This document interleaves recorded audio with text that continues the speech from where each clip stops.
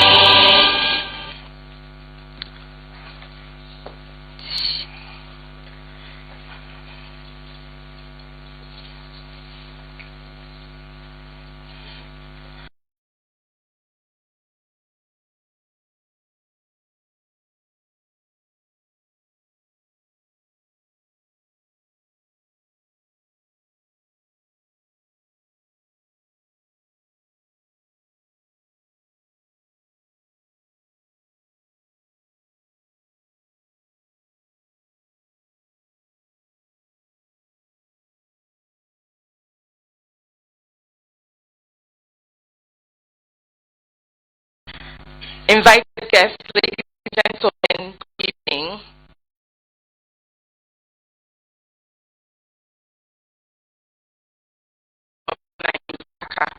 And I welcome you all to this event where the Ghanaian community in Zambia engage with His Excellency the President of the Republic of Ghana and his delegation during his state visit to Zambia.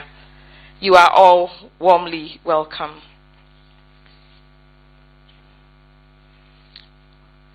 To begin, we would have the opening prayer by Pastor Grace Gatto.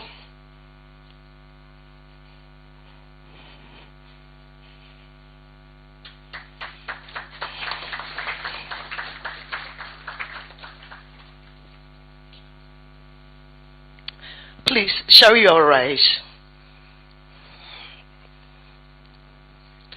Our eternal Father, we want to thank you this evening for such an amazing gathering.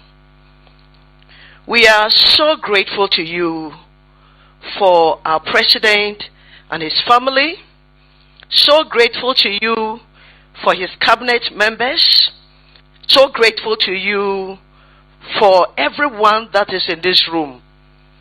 Father, I stand in all of you, and I decree and declare your very visible presence will touch everyone in this place, and that their lives will never be the same.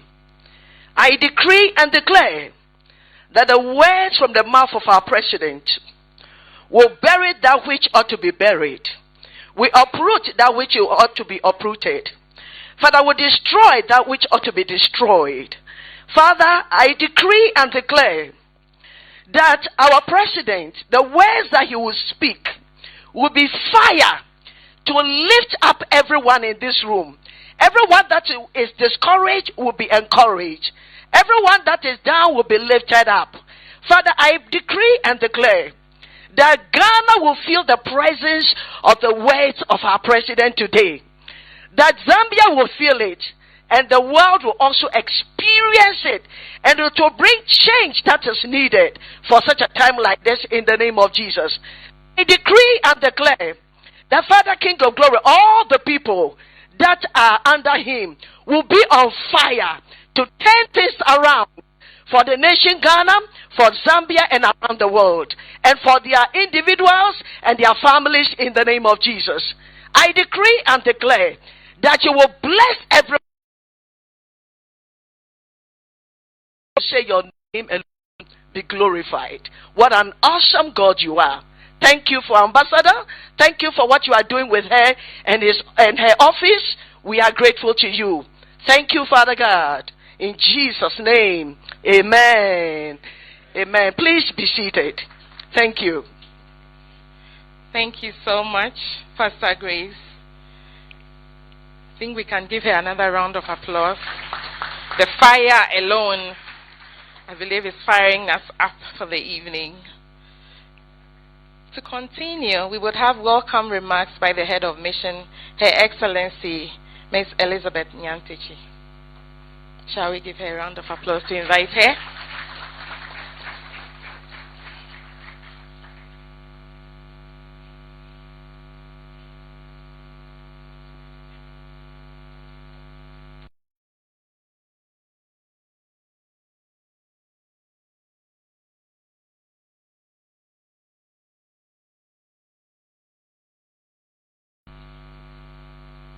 Good evening. Your Excellency, John Dramani Mahama, President of the Republic of Ghana. Your Excellency, Odina Mahama, First Lady of the Republic of Ghana. Honorable Ministers, Dr. Callistus Mahama, Executive Secretary to His Excellency the President, Ambassadors, High Government officials, distinguished members of our delegation, leaders of the Ghanaian community, ladies and gentlemen. It is with great pleasure and a deep sense of honor that I welcome you all to this important diaspora engagement held on the occasion of the state visit of His Excellency John Dramani Mahama, President of the Republic of Ghana, to the Republic of Zambia. At the outset, permit me to express on behalf of the staff of the Ghana High Commission in Lusaka, the Ministry of Foreign Affairs, and the Ghanaian community my sincere appreciation to His Excellency and his entourage for taking time off their busy schedule to engage with us today. My sincere appreciation also goes to our Ghanaian compatriots for responding to the mission's invitation and for making time despite your varied professional and personal commitment to participate in this engagement. Your presence here today is a clear demonstration of your continued commitment to Ghana and your interest in the affairs of our beloved country. This gathering provides a valuable opportunity for direct interaction between the leadership of our country and Ghanaian nationals resident in Zambia, and it underscores the importance that government attaches to the Ghanaian diaspora as a key partner in our national development. Your Excellency, the Ghanaian community in Zambia, though relatively small, is vibrant, hardworking, and well integrated into the Zambian society. Our nationals are engaged across diverse sectors, including trade, education, health, faith-based activities, and professional services. and they continue to contribute meaningfully to the socio-economic development of both Zambia and Ghana. This engagement offers an opportunity to listen to the concerns, aspirations, and suggestions of our compatriots. As a mission, we are mindful of some of the challenges faced by members of the community, including issues related to immigration and residency documentation, business registration and regulatory compliance, as well as access to consular services. I wish to assure you that the mission will continue to engage relevant Zambian authorities in a constructive manner to address these concerns and to safeguard the welfare of Ghanaian residents in Zambia. Your Excellency, your decision to take time off your busy schedule during this state visit to engage with our compatriots reflects government commitment to diaspora engagement as an integral component of Ghana's foreign policy and development agenda. Under your leadership, government has reaffirmed the importance of the diaspora not only as ambassadors of Ghanaians abroad, but also as partners in economic transformation, investment promotion, skills transfer, and national development. In yielding the floor to the Minister of Foreign Affairs, Honorable Samuel Kudjeto Ablakwa, I wish to once again thank His Excellency the President and his entourage for making time to meet with our nationals in Zambia. I thank you for your attention.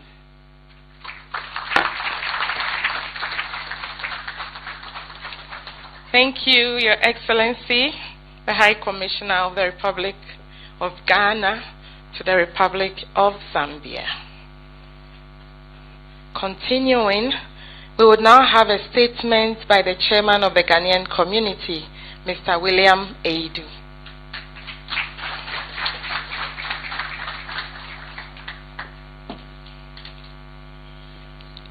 Your Excellency, President John Dramani Mahama, the President of the Republic of Ghana, the First Lady, Mama Lodina Mahama, the ministers and senior government officials present, Her Excellency Ambassador Elizabeth Nyantechi, our High Commissioner here accredited to the Republic of Zambia, elders of the Ghanaian community, colleague Ghanaians in the diaspora, distinguished guests, ladies and gentlemen. It is with immense joy, pride, and a profound sense of rare honor and privilege that I stand here today on behalf of the Executive Committee of the Association of Ghanaians in Zambia, and indeed the entire Ghanaian community in Zambia, to welcome also our esteemed father to the land of the great and beautiful Zambezi, Zambia. Honorable Kwesi led a delegation from Ghana to Zambia for a sitting of the Ghana-Zambia Permanent Joint Commission. We extended our congratulations through him to you, sir, for the overwhelming support Ghanaians gave you and the National Democratic Congress in the 2024 general elections to bounce back as president and government respectively. Now that you are physically here with us in Zambia, kindly allow us, sir, to congratulate you in person. Mr. President, congratulations.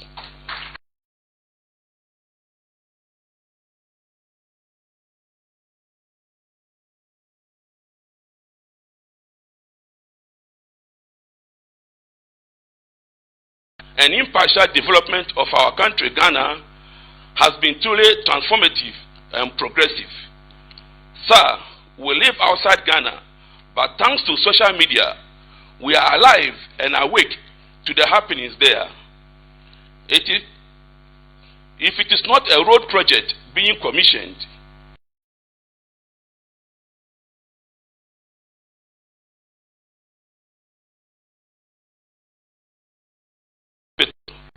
if it is not a hospital, it is an oil refinery. The ongoing projects in the span of 1 year are too numerous for me to enumerate or itemize. This feat, Mr. President, is unprecedented in the annals of Ghana since the advent of the Fourth Republic. We are deeply grateful for your vision of resetting Ghana. Your Excellency, you are not just a leader, but a leader extraordinaire. You are the chief architect of development and progress.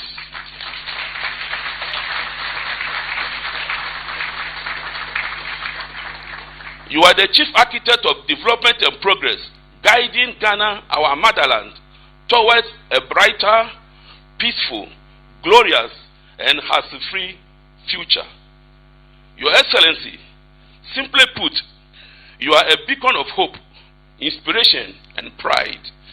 The niche that you have carved for Ghana has made the name Mahama become a household name, synonymous with good governance, economic growth, development, and good deeds, not only in West Africa, but Africa as a whole, Zambia inclusive.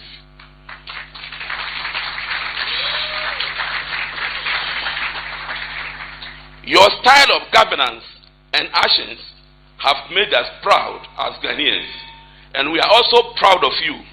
Hence, we walk in the streets of Zambia with our heads high, full of pride and beaming joy.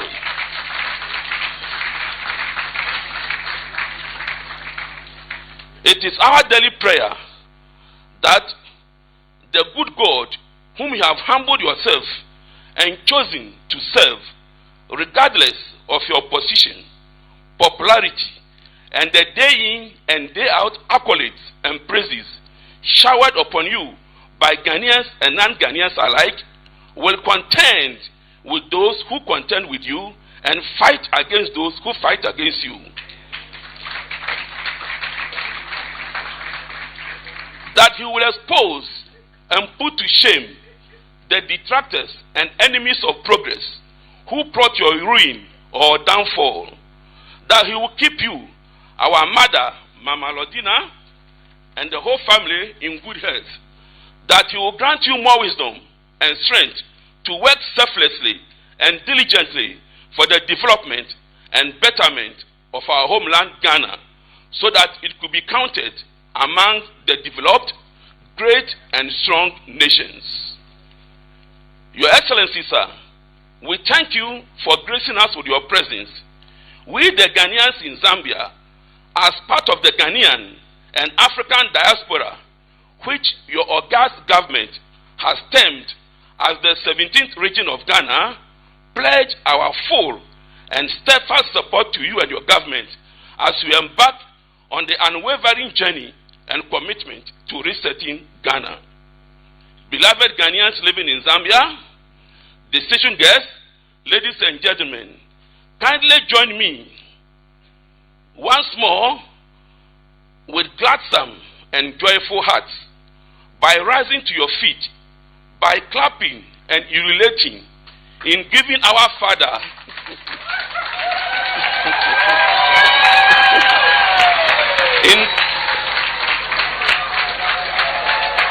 in giving our Father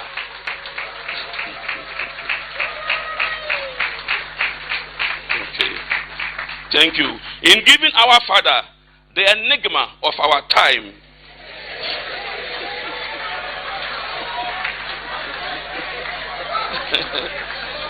the awesome, the amazing, the soft-spoken but firm, the energetic, hard-working and handsome one,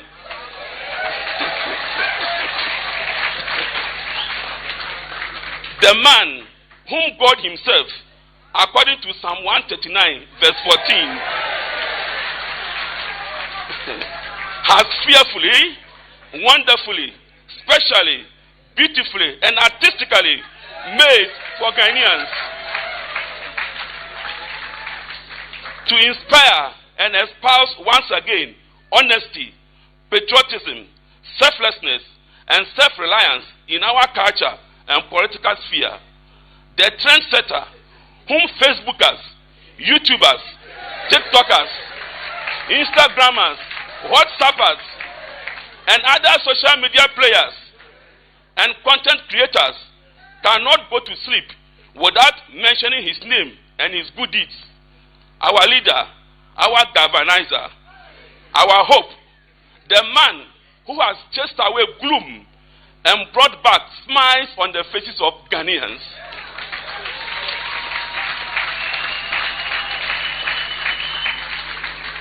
Our President, Dr. John Dramani Mahama, we give you a very warm and hearty welcome to Zambia.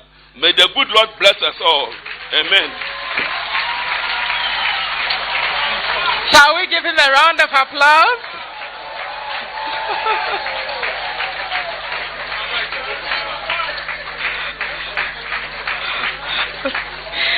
I think Mr. Edu was a literature teacher or English teacher.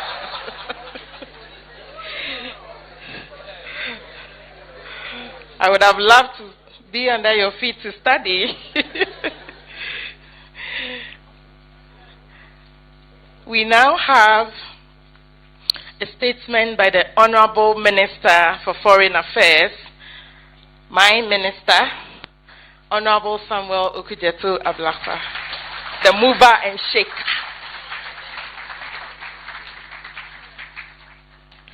Thank you very much. Well, Mr. President, with your permission, I think the Zambian community leader should be elected president of all Ghanaian presidents in the world.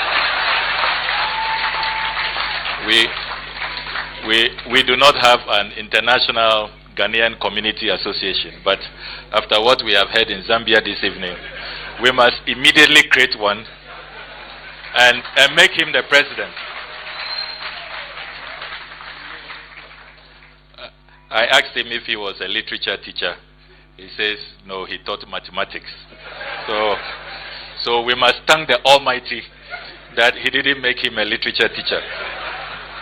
We wouldn't have left here tonight. Your Excellency, President John Dramani Mahama, Excellency First Lady, Madame Lodina Mahama, our distinguished High Commissioner to Zambia, Honorable Ministers of State, I see the Minister for Education, the Minister for Communications, the Minister for Gender, the Minister for Government Communications.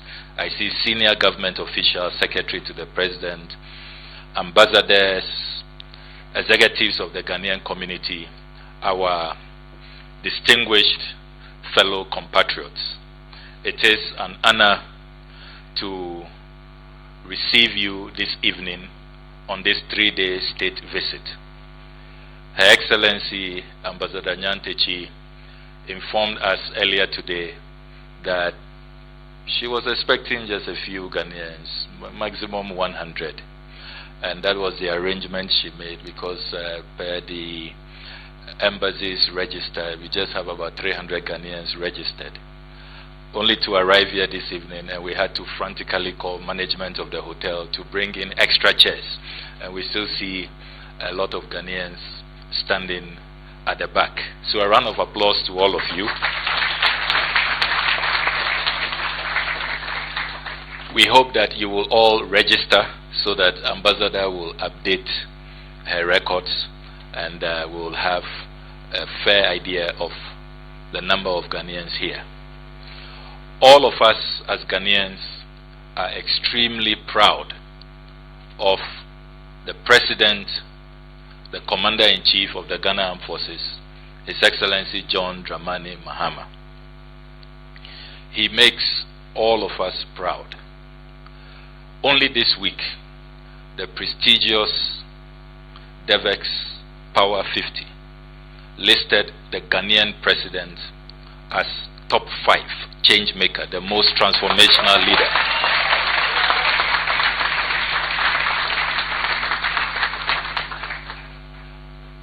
In a world of 8.3 billion people to be selected, and this is a selection not just of political leaders, but leaders in all spheres. President Mahama has brought back dignity, he's brought back honor, he's brought back our renown, which we had lost some years ago. And if you are foreign minister and you see the tall list of demands for his presence, for his time. And these days there's something going on that my colleagues at the Foreign Ministry say they have never seen before. Presidents reach out to us that they want our president to be their special guest at their events. We tell them that, oh, the timing, UAE, the ruler wanted him this week. And we said, no, he's already committed to Zambia. He has a state visit in Zambia from the 4th to the 6th. So this is your event 3rd to 5th. We are sorry, we don't think that he can make it. Then they say, oh, don't worry, if it's about logistics, we are going to send a jet over. We will pick him up. He should just do the opening ceremony for us on the 3rd, and then we will bring him to Zambia at our cost, no cost to you. So if that's your worry, don't be worried. And it's not the first time. There was a similar challenge. The president had to be at the Farmers' Day. The ruler of Qatar reached out that he needs him for his Doha forum. He wants to hold talks with him. And we say, oh, your Royal Majesty, President has a very busy schedule. He has committed to the National Farmers' Day, and he's a farmer himself. He loves his farmers. We are even scared to tell him about this, your invitation, because he will not leave his farmers in Ghana. So, when is the Farmers' Day? We give them the date. So don't worry. When he's done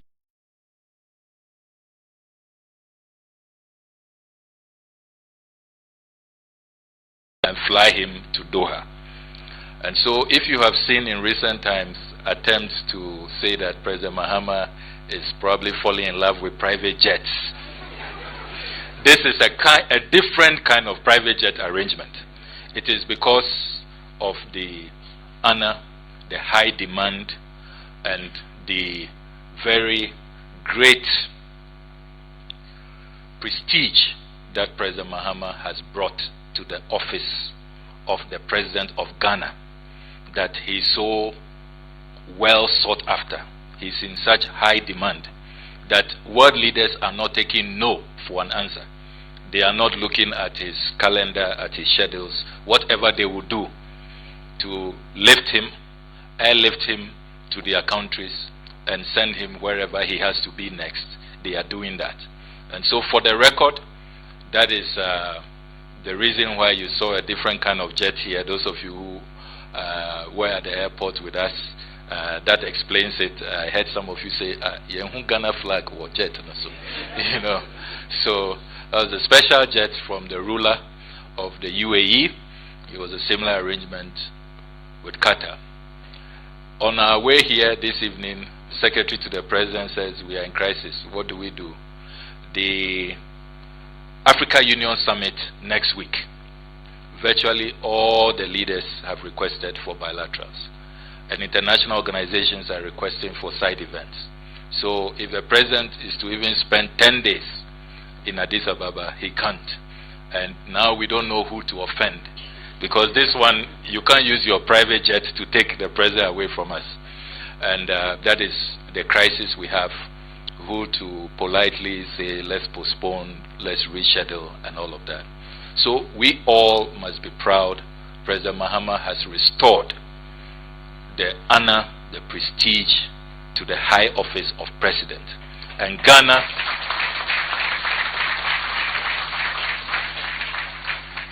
has taken its rightful place in the Committee of Nations. Those of you who followed developments at the last ECOWAS summit, you may have heard that all foreign ministers unanimously, when I tabled a motion that the Africa Union chairmanship is coming to West Africa, so Ghana is ready with our president who we contend is best for the job. All foreign ministers unanimously, not one. They were not afraid that they will be sacked when they go back to their countries. Some didn't even care if they are sacked because of Ghana's John Mahama. All of them put their signature on a joint resolution that when it comes to West Africa next year, February 2027, the Ghanaian president is most suitable, best fits the role to be the West African candidate, the sole candidate. That's what the resolution says, sole candidate. So they actually blocked everybody, including their own presidents, from even dreaming about challenging President Mahama. He's the sole candidate. And so as we speak, following the resolution by the Ministerial Council and the endorsement by the authority of heads of state and government, our president, His Excellency John Dramani Mahama, is the AU chairperson in waiting. In waiting. So you can start addressing him as President of Ghana, Commander-in-Chief of the Ghana Armed Forces, and AU chairperson in waiting. So the whole of Africa, and since that resolution, all the blocs, everybody says, West Africa, you couldn't have given us a more suitable leader of our time. So, fellow Ghanaians, we all should support His Excellency the President. He has told us at the Foreign Ministry that we should prioritize consular affairs, that our mandate is to seek the welfare of all Ghanaians abroad. And that is why he gave me special permission to excuse him from the UAE official visit and to travel to Latvia to pursue truth and justice following the assassination, the killing, the murder, however you call it, of a young Ghanaian student who had gone there to study at the Riga Technical University. The Latvian government said investigations are ongoing, but we want to tell you one thing. Inform your president when you return to Ghana. We are so impressed. Many incidents happen to Africans. This is the first time that an African president has sent his foreign minister and the government is pursuing a matter which could have been left for lawyers or only family members. It shows how you value the lives of your citizens, and let your president know that we will collaborate with you to ensure justice is achieved in this matter. You heard recently when Ghanaians were being deported on their way to Israel, and sometimes I take the flock. I am being attacked that I am the hawk at the Ministry of Foreign Affairs. People don't know that President Mahama doesn't joke with his citizens, and that I can't issue these directives without express authority from the president. It is the president who said, my nationals cannot be treated this way. How dare you? You have issued visas, invited my citizens to a conference in your country, and you detain them over 4 hours and you are deporting them. Foreign Minister, you know the tool of reciprocity under the Vienna Convention for Diplomatic Relations, 1961. Go and pursue your reciprocal duties. And immediately we did. And you notice that when we also deported 3, tit for tat, we were very measurable. It was a very equitable operation. Very measured. And we mirrored the same thing. Immediately they reached out to him, called for a truce, and they said, we will go and sin no more. That is the president we have. He looks out for Ghanaians everywhere. He will not sit unconcerned for Ghanaians everywhere in the world to be manhandled, to be discriminated against, or to suffer injustice. Immediately he calls us and he demands action to protect your interests. And that is why you will have observed that now consular matters are topmost.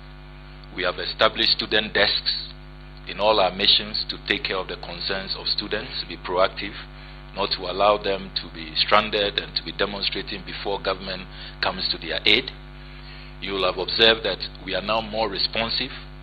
We have reviewed our policies on responsiveness. We have invested in new communication gadgets so that multiple calls can be received at the same time. Because we told our ambassadors, yes, you complain that, you know, Ghanaian traditions, when they call, they have to greet everybody in the house and find out how you are doing, and so that's why when others are calling, they are not able to be reached. We said there's modern technology. We've invested in that, and I'm sure you can testify that our missions are now more responsive. We have also ensured that as a ministry, we are prioritizing your smooth mobility. And one of the major outcomes of this state visit, which you will hear President Mahama talk about, is that for the first time in the history of Ghana-Zambia relations, we are going to have a free visa between our two countries.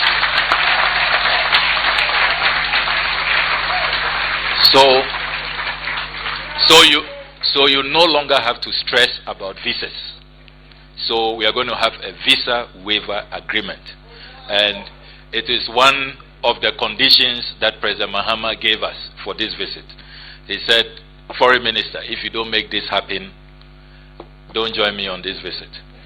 So Chief Director will tell you, whilst I was in Latvia, I was on her, she was chairing the technical committee meetings. I told her that you know the directive. So I'm told that it was, because we have 3 kinds of passports.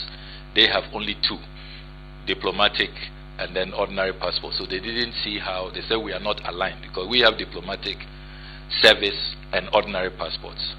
But we told them there is a presidential directive. If you want our president to be here and you want his wishes to be granted, then you have to make sure that we reach this deal. And at 11:30 p.m. last night, they reached out to their president, and he said, if it's my brother's wish, I'm going to grant you. So we have the visa waiver agreement. This will bring the number to 15 visa waiver agreements since President Mahama was sworn into office. So now the Ghanaian passport is one of the most valuable. You've seen all the rankings. Other countries are putting pressure on their presidents, teasing their president. On social media, it's very interesting. There's a particular country that say they want to borrow our president for just 1 week. You know. So we now have about 50. We now have about 50 countries that with the visas that you can travel to. And since independence, since 1957, if President Mahama alone has done 15, imagine if all his predecessors were doing that. And at this rate, by the time he leaves office, we should be maybe approaching 70 or 80 countries. Visa waiver agreements and dignified travel by Ghanaians. And when you are holding the Ghanaian passport, you know that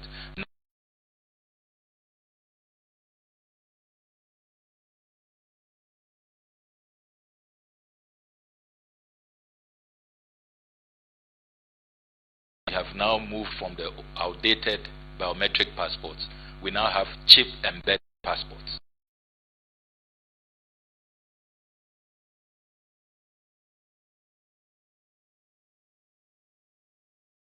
Technology is top-notch because we took our time to do it and do it well. And in addition to rolling out the new chip-embedded passport, President Mahama says passports should be more affordable to all. So, improving quality, improving access, and yet he asked us to reduce the price by 30%. So,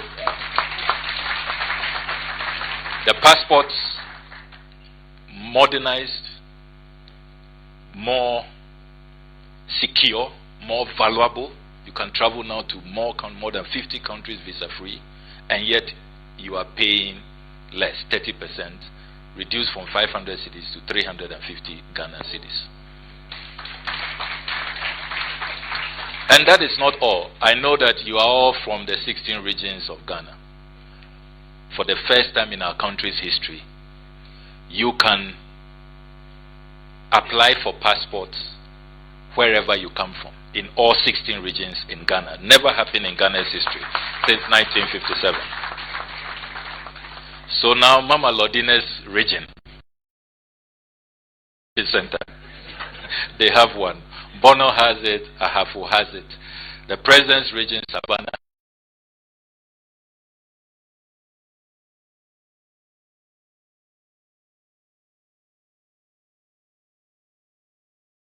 access to negotiate a lot of labor mobility agreements.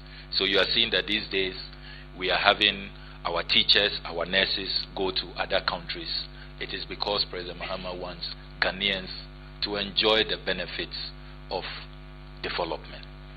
So all of us should support President Mahama. Let's pray for him. Let's continue to lift high Ghana. Since we came, we haven't heard of any incident. You are the typical good Ghanaian, no brushes with the law. Please continue that way and support the president so that he will continue to seek our interests, to seek our welfare, and give us that pride, that joy, that happiness, that betterment of life which he has dedicated his life to. So we thank the president very much for making time to be with us at this Ghanaian community meeting. Anytime he travels, he says that I want to meet my Ghanaians. Another round of applause for him. No matter how tired he is, he just arrived from UAE, but he said he must meet Ghanaians before his early morning schedules tomorrow. So, Mr. President, we thank you very much, and we are so grateful to you for the inspiration and for the vision. And you make me walk around as foreign minister with a very big head. My big head is always bigger because of President Mahama. Thank you very much. God bless you all. Thank you. Shall we give him a round of applause?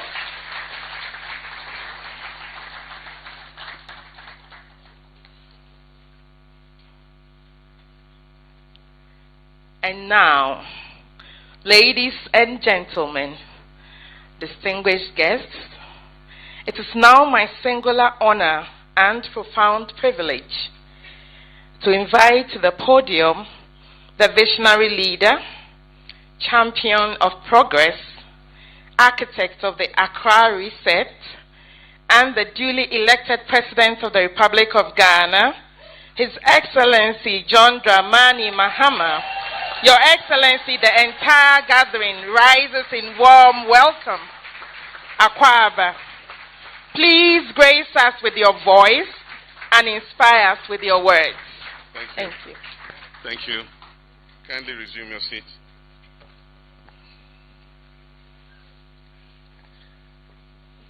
Thank you very much. Let me acknowledge the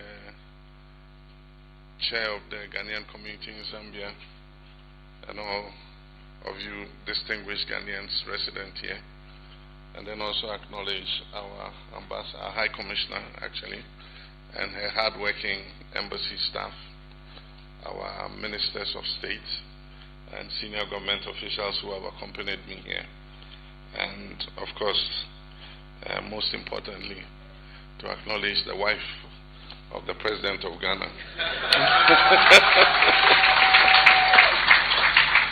Mrs. Lodina Mahama. I want to thank you for the warm welcome, especially for the welcome party that met us at the airport. Your enthusiasm was very infectious, and my arrival was being telecast live. And so your families back home saw you at the airport waving and cheering. And so I've got a few comments, about Ghanaians at the airport and how enthusiastic you were when we arrived here. I want to thank President Hichilema for this invitation to come on a state visit. We all know the historic relations that exist between Ghana and Zambia. Ghana was the liberation headquarters for freedom from colonialism on our continent. And after Ghana gained independence, of course, you remember the famous words of our president, first president, when he said our independence was meaningless unless it was linked up with the total liberation of the African continent. And he not only said it in words, he lived it in reality, because Ghana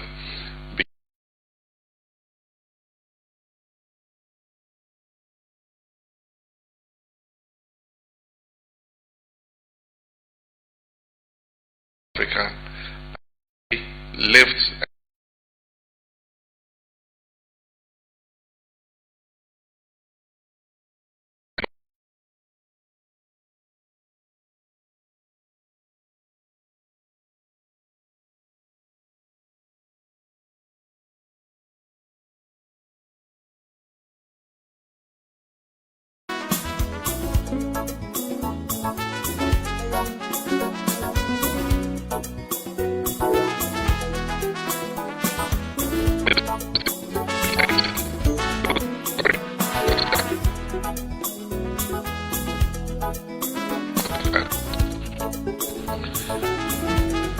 There's been a tradition where we meet our citizens anytime we go on a visit to another country.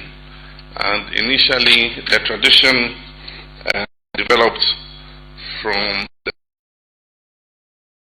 when our citizens travel abroad. They normally don't get enough information about what is happening in Ghana.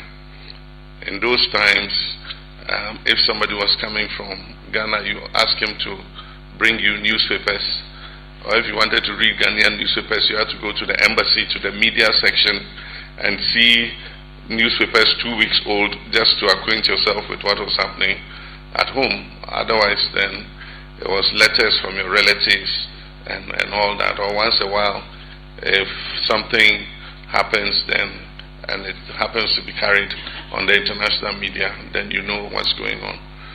Today, you get all that news in an instant. And I'm sure that we left Accra 2 days ago, and so you probably are more up to date with what has been happening in Ghana than we are, because we've been traveling.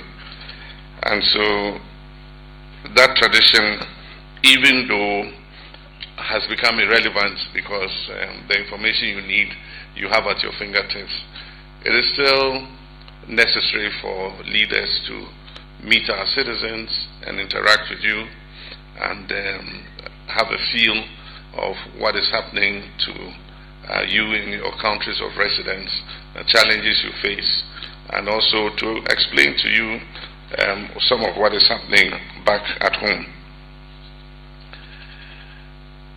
We held elections in 2024. It was a very high-stake election. I'm sure all of you followed the tension and the anxiety that was associated with that election. But one of the things that I continuously said was that 2024 was a defining moment for our country, because it was our last opportunity to prove to the world and to ourselves and to our nation that democracy can work. Because increasingly all the opinion polls and survey were showing that our citizens were getting tired of our democratic experiments. They believed it wasn't working, corruption was vast, opportunities were closing for young people. And if you notice, in West Africa, democracy had started backsliding, and so there were coups in different countries. And indeed, our own young people were beginning to admire a military dictatorship. And so I said that this election was a make or break, and whoever won it had to take drastic action to ensure that we restore faith in our democracy. And so what I'm doing is not for myself, it's for our country, that we don't also fall into the same trap where we return to unconstitutional governance. I'm doing it for all of us. I'm doing it for the political elites. And so there are some severe decisions that one has to take, not because I enjoy taking them, but to reignite the trust of our people in our democracy. This has been an onerous responsibility, and I'm thankful to the people of Ghana for the overwhelming support that were given. Indeed, it's been unprecedented in the history of the Fourth Republic that any administration has been giving a 2/3 majority in Parliament. And some people have asked me if I'm not a supreme leader. And so it puts an onerous responsibility on us, because it shows that Ghanaians' expectations are high. They've given you what you need in terms of support to be able to reset the country and create new opportunities for them and for young people. We inherited a country that was sick, let me put it at that.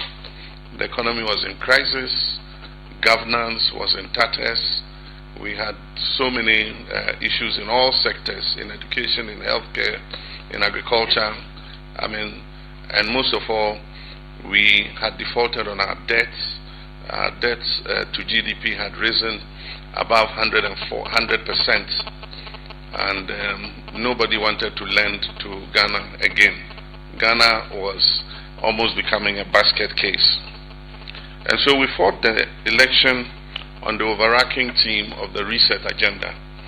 We said that our objective was to win power and reset Ghana in all sectors. And I likened it to when your computer freezes. However much you punch the key, it won't unfreeze. You have to reset the computer, and then it will start working again. And so we said that Ghana needed a reset. Now the reset cuts across all sectors. It's not in respect of any one sector. It has to do with governance and looking at our constitution again, and that's how come we promised that under governance we're going to set up a constitution review committee to review our constitution and make necessary amendments in order to make it a living constitution that can serve us for another 30 to 50 years. And so I ignited that process as soon as I came into office, and the committee finished its work, presented its report. We are just at the point of announcing the Constitution Review Implementation Committee that will start the process of implementing the Constitution. The other side under governance on the reset agenda was accountability. That is the fight against corruption. People who hold public trust must be accountable to the people.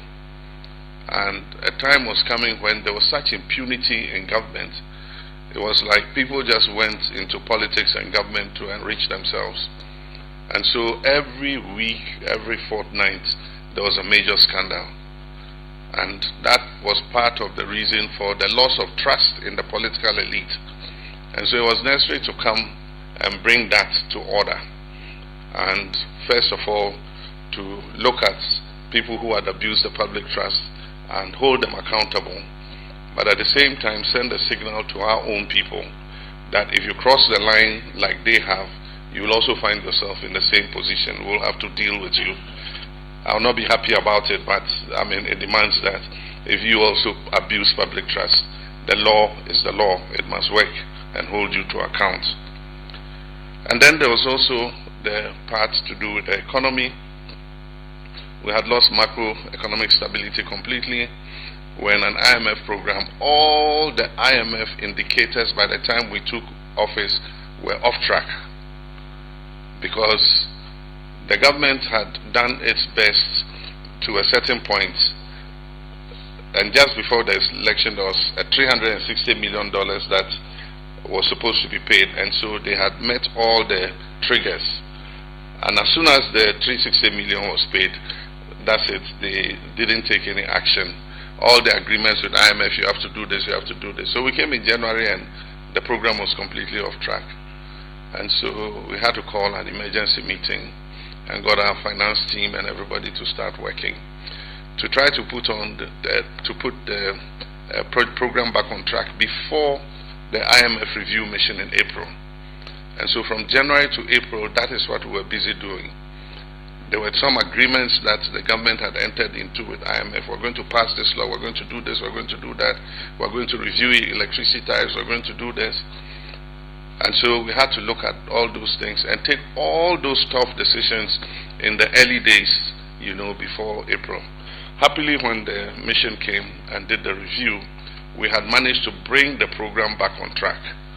And so they gave us a positive mark for it, and the next tranche of the IMF support was released, and that gave a new lease of life to the economy. But we have made quite some good progress with the economy. I'll talk more about that.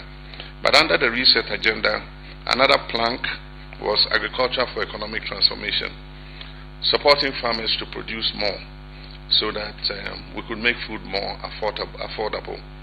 And so we've launched several programs. Some of them are the ones you know, the Nkukong program, where we give a family, a household, 50 chickens. These are not day-old chicks. These are about 4-week-old.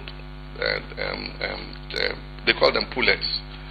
And we give them pullets because in the early time, when you give them day-old chicks, if they don't look after them properly, they are sensitive, they can lose them. So we make sure that we look after them till they are about 4 weeks. When they are grown and robust, then we give to them. And all they need to do is to look after them for another 6 weeks. And we give them the food to feed the chickens for 6 weeks. And by 6 weeks, they've reached the weight where they are ready for the market. And so within 6 weeks, you sell 50 and you make your money. And you can register and take another 50 so that it brings an income into the household. But aside from the Nkukong Kite, there are other aspects, the vegetable program, and that has seen an increase in vegetables. There's also the promotion of commercial agriculture, that has seen an increase in grain production, maize, soya bean, and so many things. Indeed, we have to consider protecting our farmers now because the prices have dropped so steeply that the farmers are beginning to complain that they are not able to recoup what they put into producing the food. We also have under the reset agenda another pillar called the Big Push, and that is the big push for infrastructural development. The majority of the money for the big push is going into the road network because the road network had deteriorated so badly, and something needed to be done about it. And what pushes a country's progress and in transformation is the possession of good roads to be able to move people and goods very quickly across the country. It is what catalyzes the growth of countries and their economies. And so there's no doubt that a big chunk of the big push money had to go into roads. But some of it is going into education, is going into agriculture. We're setting up the first 11 farmer service centers where we're going to bring tractors, combine harvesters, threshers, plows, harrows, trailers, everything. And we're going to put them in the food growing areas. And so the farmers can go there and seek the services of these equipment in order that they can expand their agriculture.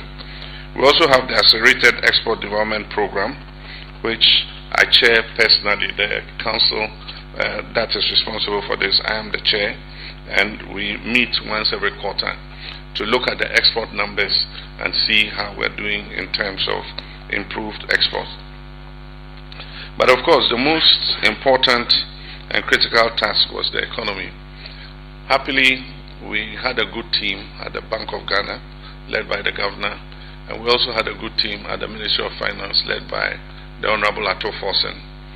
And for the first time, I've been president before, and when I say for the first time, I've seen the best working relationship between the bank and the Ministry of Finance.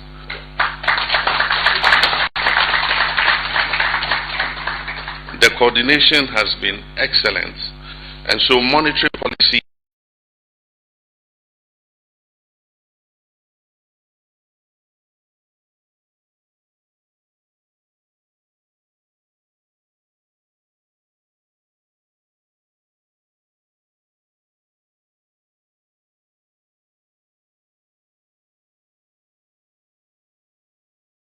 when I go back. And that will be a replacement of what you normally would call the economic management team. And in this case, myself and the Vice President are both on that presidential advisory group.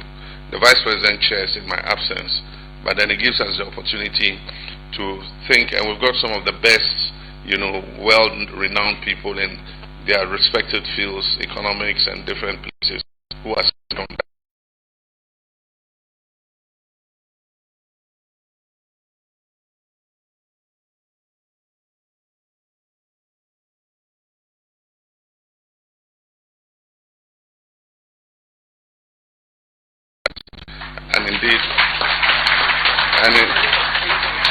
And indeed, when we were just getting off the plane, the news broke that it had fallen further to 3.8%. But indeed, the wonder of this economic turnaround is some guy called the CD.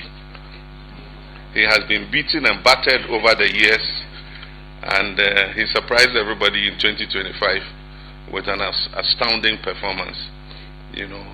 Began with a 47% appreciation against the dollar, but ended the year at 32% appreciation overall. And it's the first time really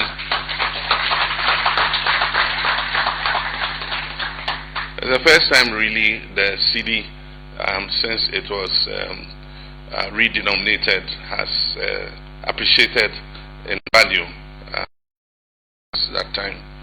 And it has been through very hard times, even in times when the CD has still struggled. This time we didn't lock the dollar, but the CD itself has punched the dollar and subdued it, and it's created an improved situation in the economy. The economy is more stable, it's more predictable, available to investors and to manufacturers and producers, and so it's created a conducive environment for investment. The foreign direct investment figures are not yet out, but in 2024 I think that it was 700 million. Preliminary information I have is that by the time they finish calculating for 2025, we'll be pushing almost 2 billion in foreign direct investments, and that's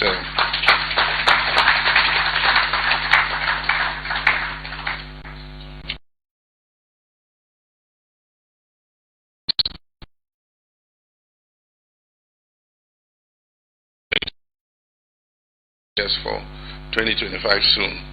But we're giving a target on primary balance of 1.5%. We appear to have done above 2% of GDP, which is also one of the important indicators.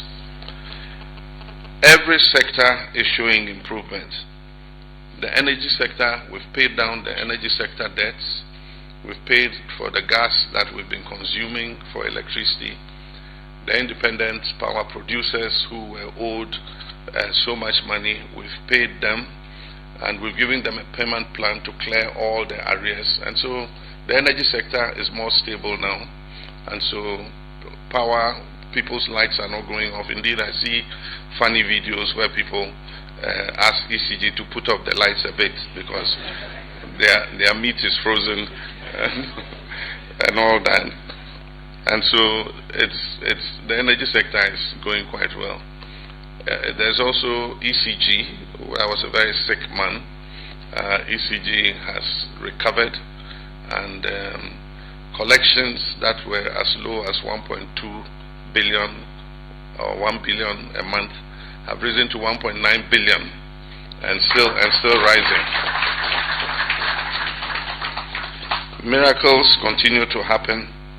Tema Oil Refinery, which was comatose for so many years, 7 years, has kicked up and has started refining crude oil in Ghana again. Several of the state-owned enterprises. The good thing is when Tema Oil Refinery is working, it allows us to get petroleum products at a lower cost. That is what is contributing partly to the reduced cost of petroleum. Because when they bring the crude oil and they process it, we get more volumes, and we don't buy at spot price on the international market. And so they are ramping up. They are not at full production yet, but once they do, it will inure to the benefit of our country. Of course, the price of crude oil has dipped, and that is partly contributing for the better prices that we're getting. And then also the CD appreciation has also contributed to that. State-owned enterprises are turning around and making profits instead of losses. We are asking all of them. There are many state-owned enterprises who for 7 to 8 years have never produced an annual report. Meanwhile, it's obligatory for them to do it. This year I said, woe betide any chief executive of a state-owned enterprise who by the end of April, which is the target date, has not done your audits and presented your annual reports. I won't say what will happen, but and so we've seen also improved economic activity.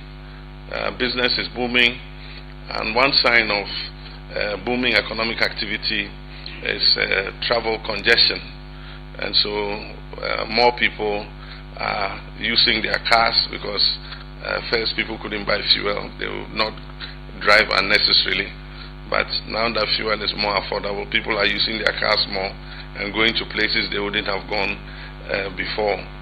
And then apart from that, once business is booming, people want to go around and be able to chase opportunities and all that. And so we need to see how to expand the road network, find alternative routes and all that in order that we ease the congestion. I have my little brother Haruna Idrisu here, who's been anchoring the education space, and he's handled, first he did the National Education Review exercise, which gave us what the challenges in the education sector were, and he has been responsible for implementing those solutions. And one major headache was the free SHS. We did not have dedicated funding for the free SHS. So most of the time, a term will end, a semester will end, and the money for the schools has not been released. And so the quality of the food was poor and affected teaching and learning in the schools. Happily, working with the Minister of Finance, they fixed that. We have dedicated funding for the free SHS. We uncapped the GET fund, and the portion of it that was uncapped yields about 3.something billion, 4 billion. And so we dedicated all that to free SHS. So the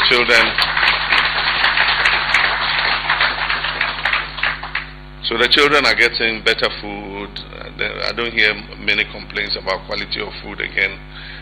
We're expanding infrastructure in the schools so that we can take in more children. We're improving. We have 3 categories of SHS. We have category A, category B, and category C.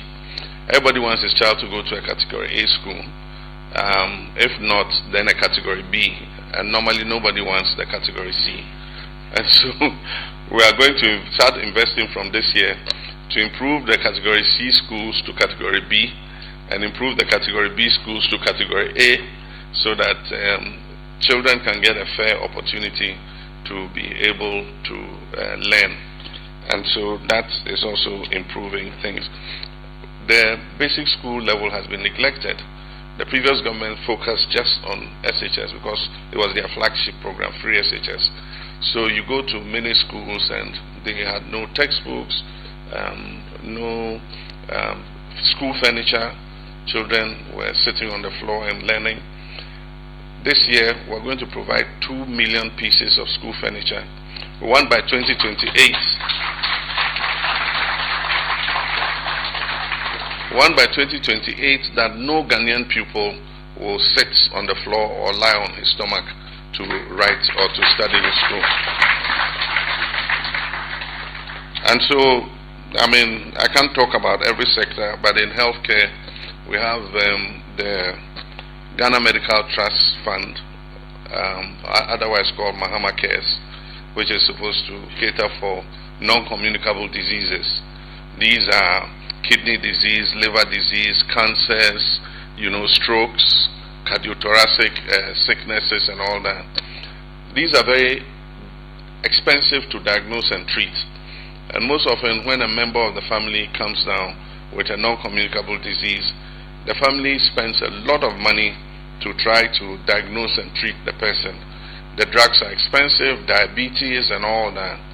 And so government decided that we'll lend a helping hand to Ghanaians who are suffering those diseases. But we must make a change in our lifestyles. These are mainly lifestyle diseases. They didn't exist before. Our fathers didn't have cancers and diabetes and all that.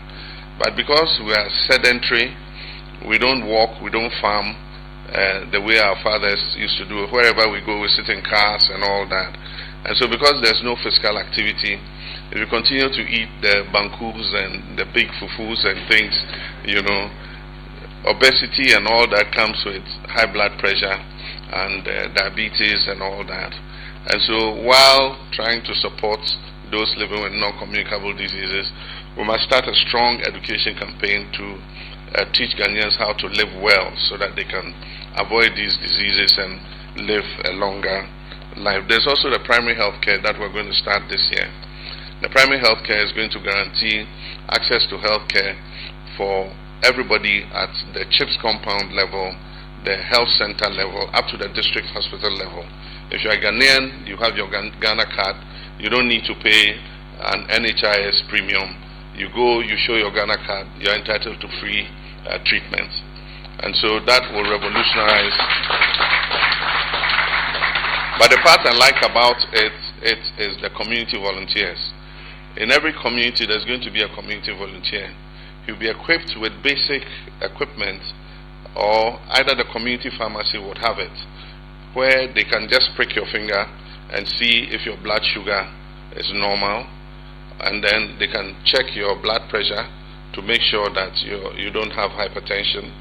And if you have, we're going to supply them with generic drugs that are cheap, and so you can buy those generic drugs and be able to, you'll be giving them free actually.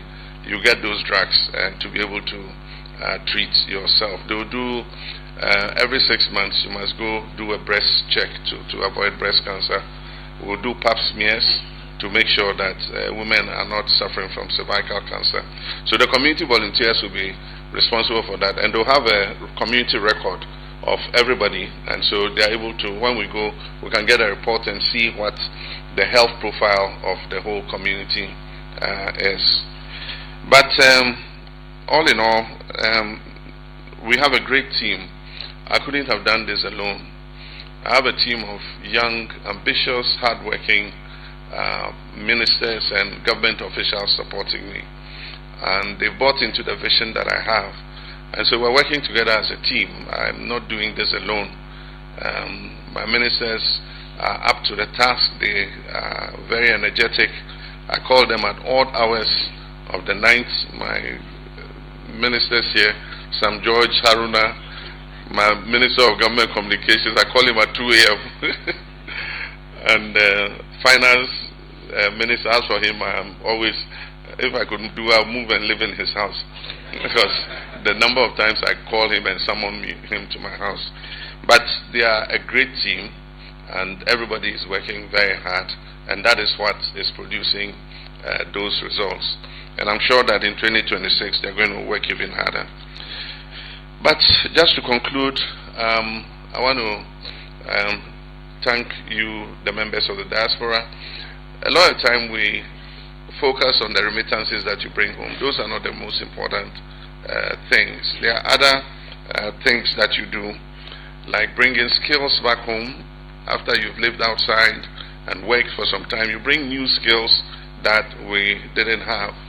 You get enlightened about new ways of doing things, and so you're able to bring back those new ideas home. And then aside from that, some of you, after you're finished, you come back as entrepreneurs. And so today when you go, some of the foreign direct investment that comes in is not from foreigners, it's also from Ghanaians who are relocating back to Ghana to set up a business, and it provides employment for our young people. And so that's a good thing. But aside from that, you are ambassadors of Ghana in whichever countries you are. And any country I go to and I ask about my citizens, they say, oh, Ghanaians are the best behaved, very well behaved.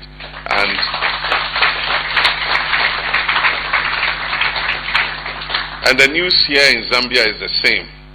They say Ghanaians don't go get into trouble, you know, and they are all very well behaved. And so I want to thank you for that. Tomorrow is the key day. We'll visit the burial grounds to pay our respect to the past president. But the main business will be the bilaterals that we're going to have with President Hakainde and his team. And as the foreign minister said, we're going to sign 8 memorandums of understanding. And one of those memorandums of understanding is the waiver of visas between Ghana and Zambia. And so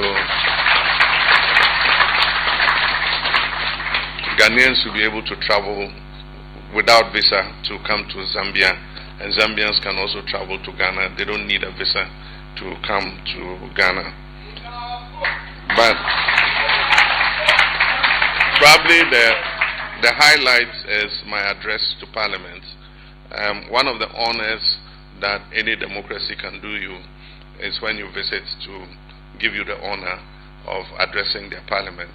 And President Hakainde has given me that honor to address the Zambian Parliament, and so maybe some of you might be there to listen to the address.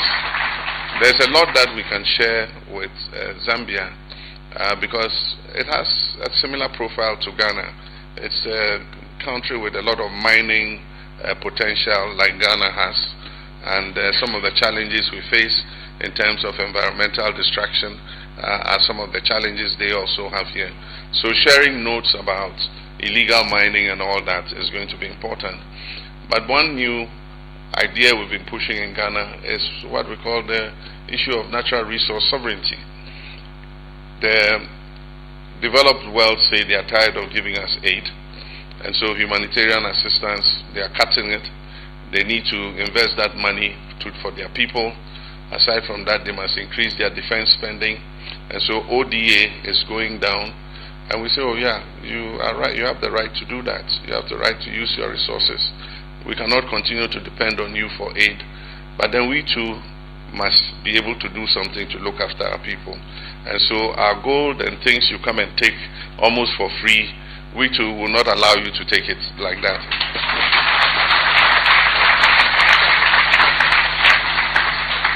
And so one of the first things we did, our most abundant mineral wealth is gold.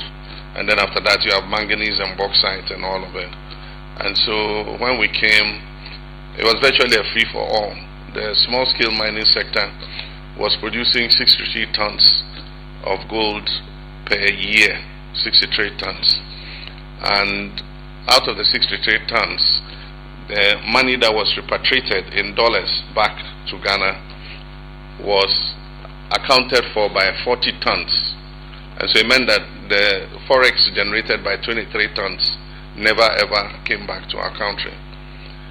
When we established the gold board and put in the new regulations, the production from the small scale sector jumped from 63 tons to 104 tons in 10 months. Because the gold board was established in April.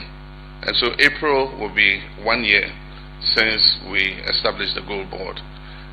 But in 10 months, gold exports from the small scale sector has jumped from 63 tons to 104 tons. And the good thing is 100% of the forex for 104 tons has returned to Ghana through the Bank of Ghana. And as you've heard, in 10 months alone, $10 billion have come into the Bank of Ghana from our gold exports from the small-scale mining sector.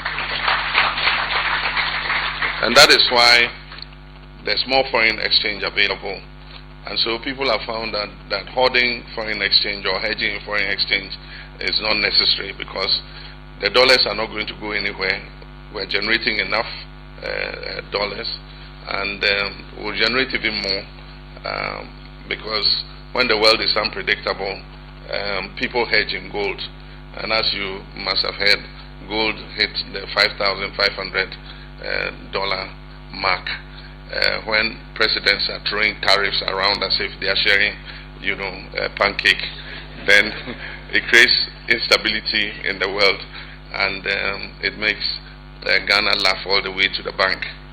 And so I don't say they should throw more tariffs, but I mean we should take advantage of any opportunity.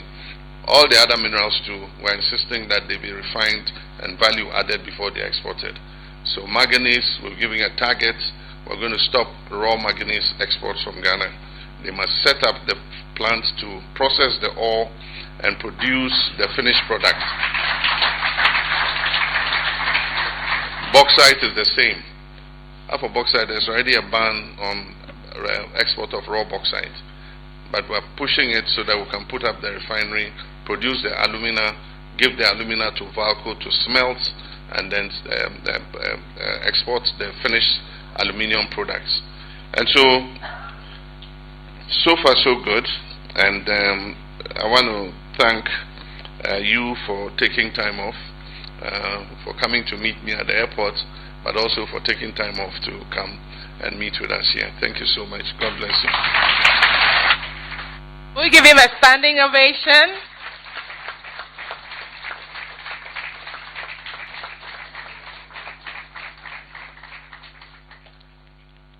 Shall we please take our seats? Mr. President, thank you for your great insights into Ghana's economy. And with your kind permission, Your Excellency, may I invite a few comments and questions? Thank you. In view of the limited time and the fact that the President has an early appointment tomorrow, I would crave your kind indulgence to please be brief and straightforward in your interactions. Thank you. Shall we? Okay, in the black shirt over there. Yes, please. I think you can come forward. So maybe if we have a set. Okay. Yes, please, Mr. Kweno. Thank you, Ms. Monica. Your Excellency, welcome to Zambia. My name is Nana Apia Kwaeno. Come from Sechehiman in Wasa East. Thank you for all you've done and you continue to do in Ghana. I think one of the areas that we've been really looking to see some reform is in the area of land administration. I think we've done a lot of work over the years on national identification and also the area of addresses and people. You go back, gone are the days where you will direct someone to say, oh, I live behind the watch cellar, and go around. Now we have a GPS system. But land administration still continues to be a major problem, where you acquire land, you wait for 14 years, and it's still not been registered. Or multiple sales of land. It's a big disincentive for some of us in the diaspora that want to do stuff in Ghana. So I would want to hear maybe what the plan is in your tenure to really deal with that issue of land administration for foreign direct investments. Thank you. Thank you, Mr. Kweno. Shall we have the next question, please? Yes, the gentleman in the Batakari. Yes. Okay. Good evening, everyone. My name is Gabriel Kwesi Asari. I'm a Zambian-born Ghanaian here. And it's a privilege to talk to you and meet you in person, and all distinguished delegates, all protocols observed as I present this question. I work for Soilcraft Incorporated. It's a company that's from the United States of America that's based here in Zambia. And our work is focused on water treatment for mining areas, as well as advanced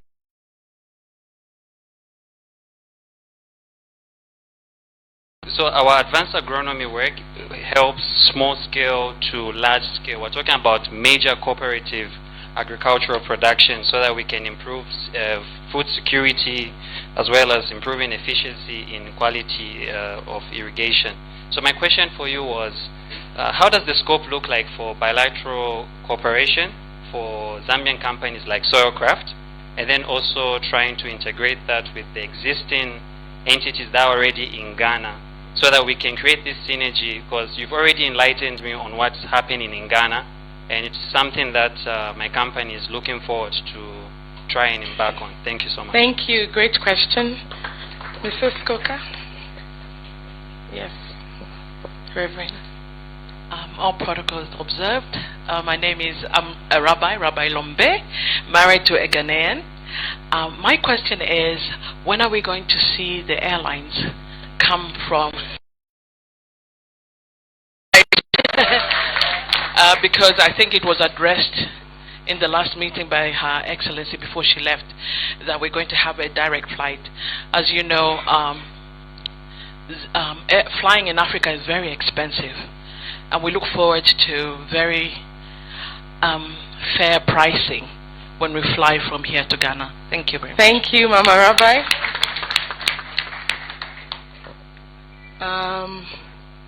The gentleman at the back, could you please stand so they locate you easier?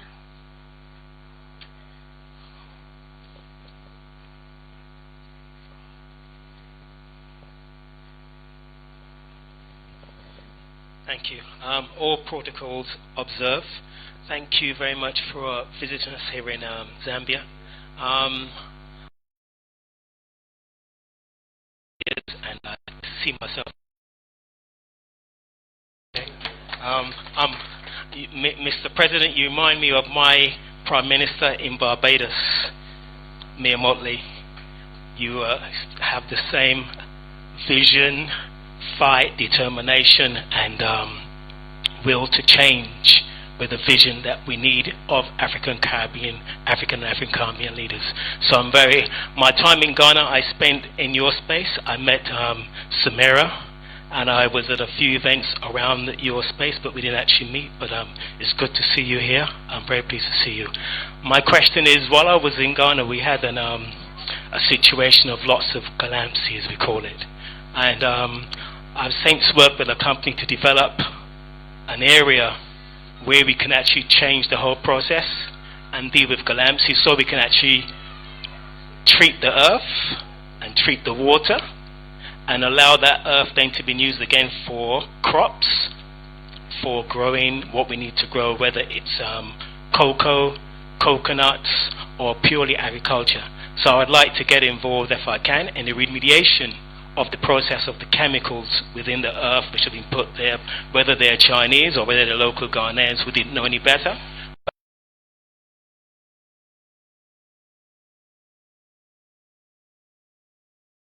The land. Thank you. Great comment there. The next question. Yes. The lady in the brown. And that will be the last. Yes. Good evening, Thank Mr. you. President, fellow Ghanaians. Indeed, it's a privilege to see our president here. First of all, thank you so much for your wonderful presentation. My name is Gloria Adeji, HR Consultancy for Risk HR Zambia. Mr. President, I'm amazed about the support on the chronic sickness in terms of palliative care. I will plead with you, if there can be a support for families that families are faced with this palliative care when it comes to those cancers, because it's difficult in managing. So if there can be education and training and voluntary participation, it will help. Thank you so much. Thank you. Thank you. Thank you very much. At this juncture, I would like to find out if some of our ministers would like to make brief interventions. Okay. Thank you. Okay.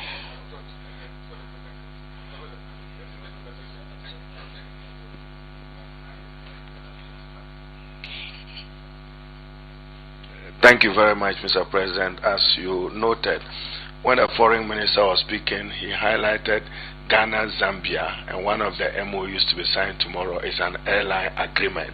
So that is to sit in tandem with your thinking that there will be an airline.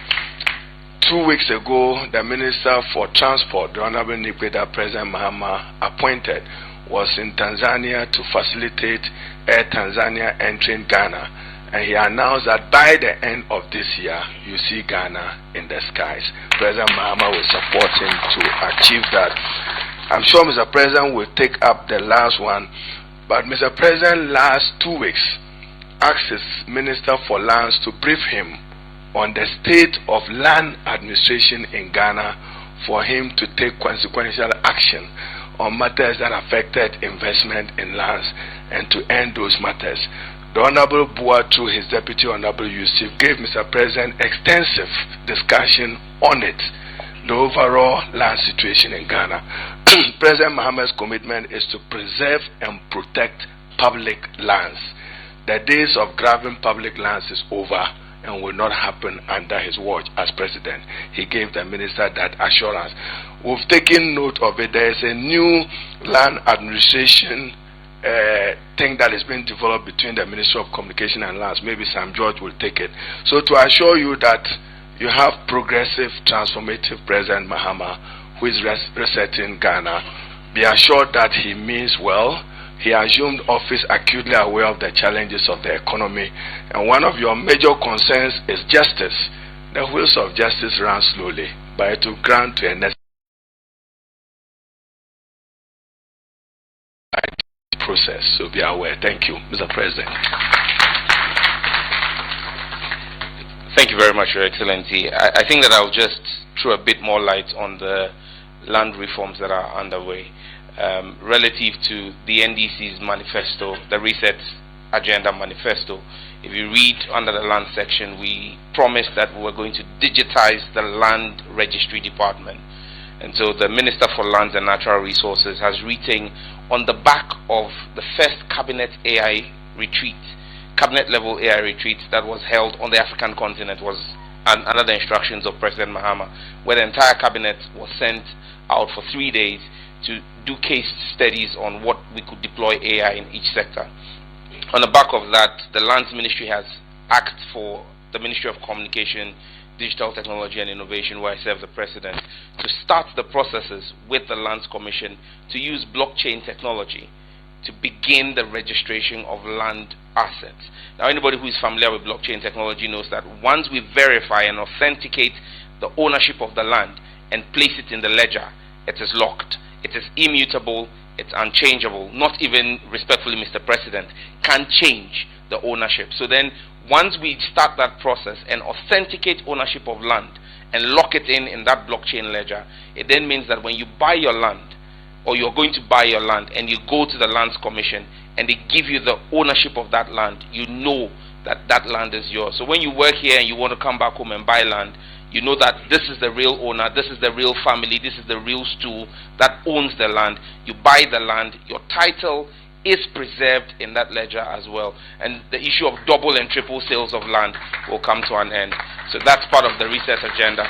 Thank you very much, Mr. President. Thank you, Mr. President. Would you like to intervene? Thank you.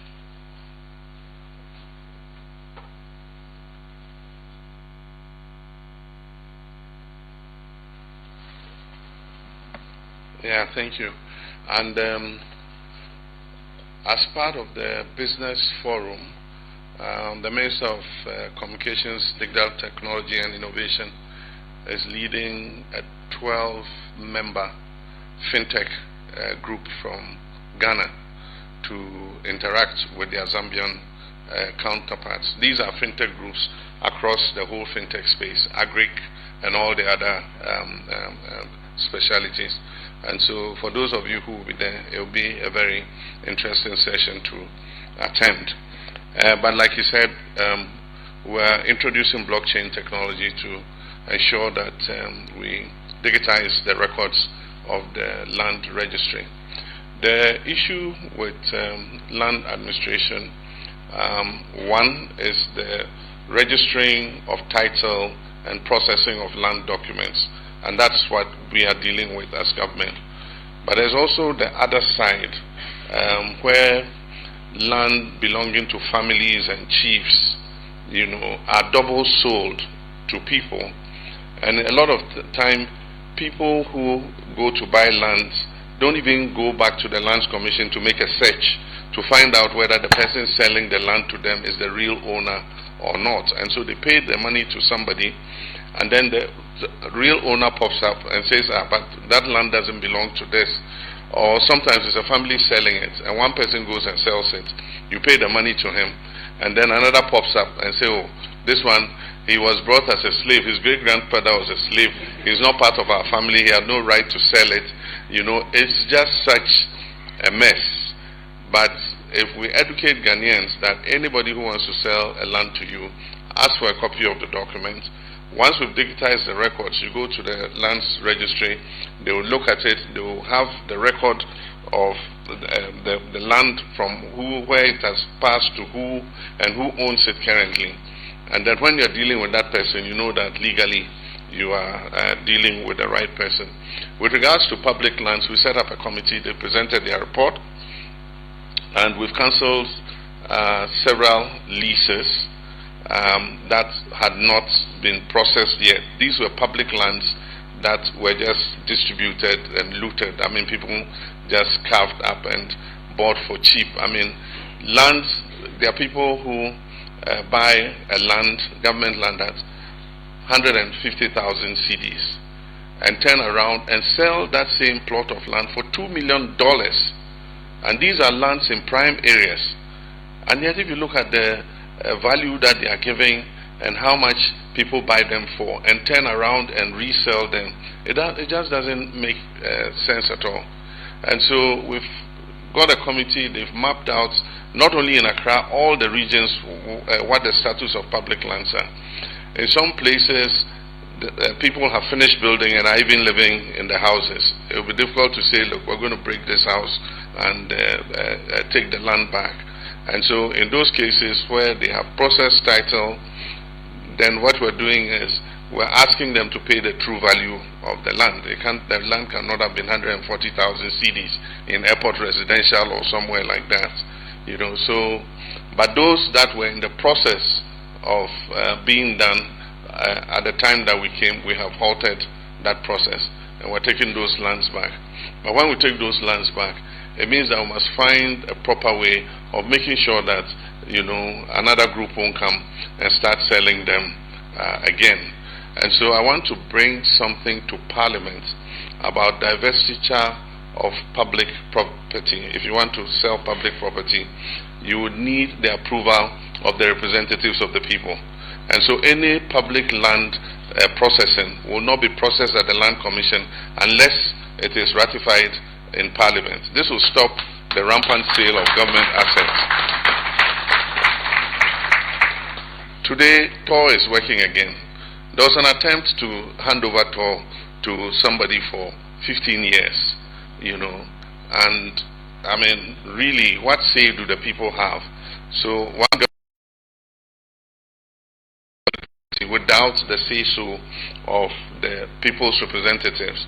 And so if we pass that divestiture bill that protects public property, includes lands, includes all kinds of things, before you can want to auction property or sell off a public land or sell off a government factory or something, you have to go to the representatives of the people. And if they think that it is fair, they will approve it. If they think it's not fair, they don't approve it. And if they don't approve it, then it can't happen. And so I've asked the Attorney General to work on something. With regards to agric production, one of the agreements we're signing tomorrow, the MOUs, covers the agricultural sector. And so we can use that as a framework, for collaboration in that sector. I know that in East Africa, agriculture is very prolific, and there is a lot that we can share together. We're also trying to scale up small and medium farmers into large-scale farmers. But aside from that, we are trying as much as possible to move a lot of our agriculture from rain-fed agriculture to irrigation, where we have control of water, because with climate change, 2 years ago we had a dry spell, and that led to a fall in food production. And so we're investing in irrigation, bringing land under irrigation, and settling the farmers on it so that they're able to improve their yields. Honorable Haruna has talked about the airline. One of the agreements, MOUs tomorrow, is a bilateral air services agreement. And I think that once we have that framework, it will encourage, direct airline traffic between Ghana and Zambia.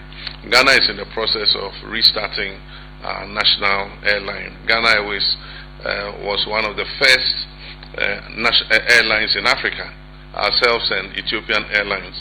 Look where Ethiopian Airlines is today. And Ghana Airways was liquidated just because of a debt of $80 million. Meanwhile, its assets worldwide were in excess of $500 million. If you have property worth $500 million and you owe only $80 billion, I don't see the reason to have liquidated. And the problem is Ghana Airways, it was just a management problem. It had nothing to do with the equipment or anything. It was just the management. And so we should have found a way of, rejigging the management. And I'm sure that it would have been a much bigger airline. It would have been like the Kenya Airways of this world and the Ethiopian Airways of this world. With regards to land reclamation, we would like to share experience, but we've started. The EPA has signed its first contract for reclamation, and that is for 1,000 hectares of mined out land. It's a pilot, and what they're doing is they are cleaning the water.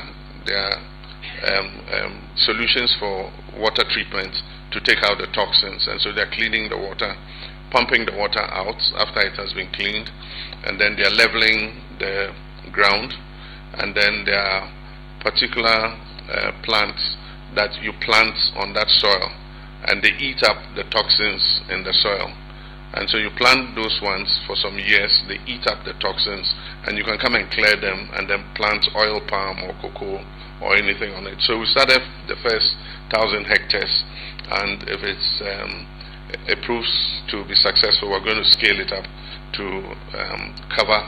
We estimate that there's about 10,000 hectares so far that immediately is in need of reclamation. And so we're starting the first 1,000, and then we'll go on to reclaim the rest of the lands. We are succeeding gradually in the fight against illegal mining. It's been a tough battle. We seized the Shamfam machines, we destroyed them, we burned them, we seized the excavators and all that, and especially for those in forest reserves and those on water bodies. And so gradually we're beginning to see some of the water bodies that were very polluted and had discolored water. They are beginning to clear. We're seeing clear water coming, flowing through them again. It's not a fight we're going to relent on. We'll keep fighting until we win the battle. With regards to the non-communicable diseases, yes, we're going to support the families with diagnosis and care. We realize that the first thing is to diagnose and find out that the person has this disease before you go to treatment. And one of the things we noticed was that depending on which part of the country you were, if you had a non-communicable disease, you would die. And so, for instance, kidney failure, if you live in some parts of the country, there's no kidney dialysis machine.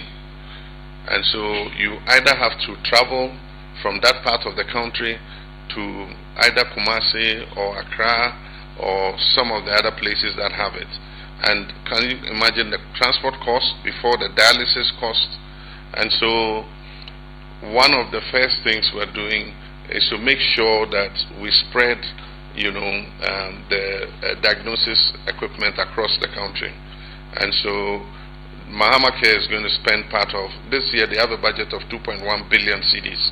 They're going to spend part of that budget investing in dialysis machines, in CT scan machines, in MRIs, in all the other machines that you need to be able to diagnose non-communicable diseases. And they're going to equip the hospitals in parts of the country that do not have that equipment. We also are introducing what is necessary for cancer treatments in other places. In the whole of the north, only Tamale Teaching Hospital handles cancer treatment, and even they handle it only in terms of chemotherapy. They don't have the radiotherapy equipment and all that. So part of it is going to retool the hospitals to be able to provide care to everybody, and at the same time to help them pay the costs of the treatments. We have some properties here in Ghana that were in Zambia that were acquired in the time of our first president. There was an attempt to sell off some of those properties, but the minister has assured me that we have recovered them, and so all our 5 properties in Zambia are intact. And soon we're going to start renovating our chanceries and everything. The Minister of Finance is working with the Ministry of Foreign Affairs to raise some money so that in places where we have lands, we haven't built on them yet, we'll build on them so that we secure the place. There are many places where we're given land in Nkrumah's time and we haven't built, and the host governments are threatening to take the lands back. And so as quickly as possible, we have to put our properties on those lands so that we're able to retain them. And at that time that Nkrumah was there, the properties today are prime properties because they are almost, in the important districts of the country, and so we must do everything to secure them so that they don't liquidate them. So I think that's all. Thank you very much, and God bless you. Shall we rise and give our President a standing ovation again? It's a proud moment to be a Ghanaian.